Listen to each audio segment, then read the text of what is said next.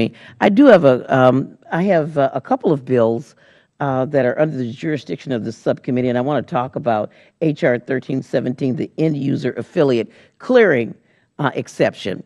And I listened very carefully to Mr. Quadman on the end there when you talked about the importance of legislating, even though the regulators sometimes issue these no action letters. So I think this question is for Mr. Dees about the no action letter of the CFTC. That really endorsed the idea that commercial businesses ought to be able to aggregate their swaps into a SCTU, as they indicated in their no action letter, which was similar to my bill. So I guess I want to know, number one, do you think that it's important to pass H.R. 1317?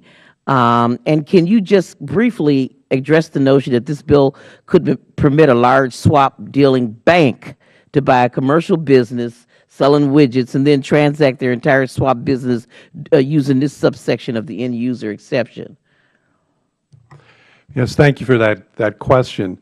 The basis of a no action letter is that the action covered by the letter is probably not in compliance with law, but the staff, in this case the CFTC division staff, is committing, for so long as that letter is outstanding, not to take an enforcement action.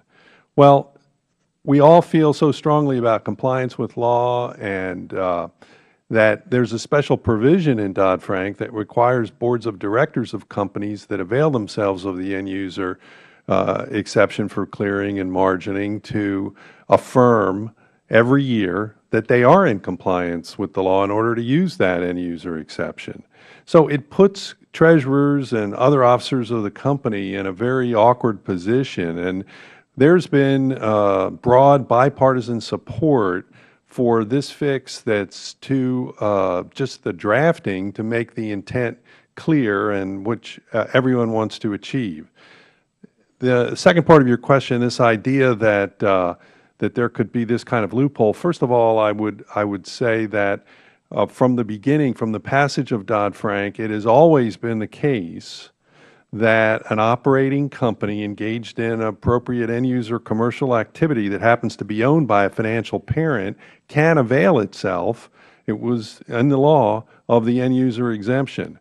What we're talking about is permitting other companies to trade in that group, to trade through a centralized treasury unit and reduce the risk by reducing the amount, the volume of derivatives outstanding through netting them in the central treasury unit. So this just clarifies what was the, really we believe, the intent of the drafters, and we urge continued consideration for this bill. Thank you so much. And just briefly, can you explain the credit support language in the bill and what that accomplishes and how it protects the system and provides regulators with the flexibility to tailor the regs? Well, the credit support language is meant to assure that there wouldn't be some separate derivative activity outstanding that doesn't ultimately come back to within the group, the parent company in the group. And so there's provision providing for that kind of credit support for the intercompany derivative transactions. Thank you so much, and thank you, Mr. Chairman, and I yield back the balance of my time. Thank you. The gentlelady yields